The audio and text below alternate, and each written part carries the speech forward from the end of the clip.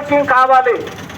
ఆరోగ్యం అయిపోయిన తర్వాత కోట్లు పెట్టినా కూడా ఆరోగ్యం సరి చేయబడదు మిత్రులారా.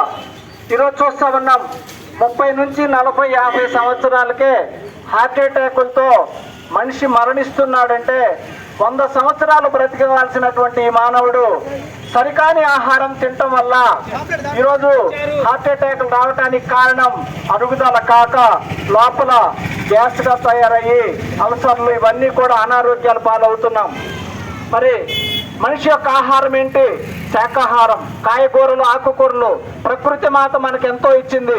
భూమాత ఇచ్చినటువంటి ఆహారాన్ని ఎప్పుడైతే తింటున్నామో 6 గంటల్లో అరిగిపోతుంది. అదే ఒక మాంసం అయితే 40 నుంచి 70 గంటలు పడుతుంది మిత్రులారా. మరి 40 నుంచి 70 గంటలు పడుతుందంటే మన కడుపులో ఏమవుతుంది?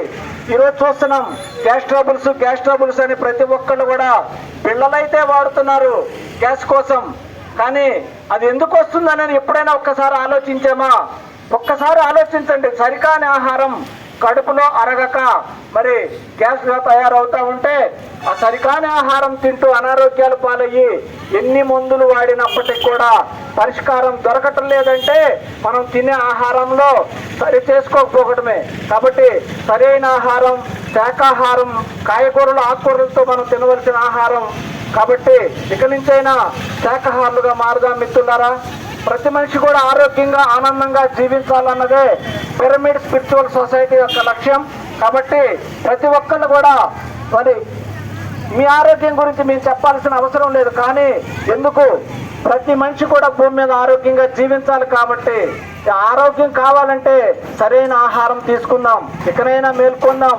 మన ఆహారం కేవలం శాకాహారం, కాయగూరలు, ఆకుకూరలు మాత్రమే. కదులుతున్నది మహాకరుణ యాత్ర,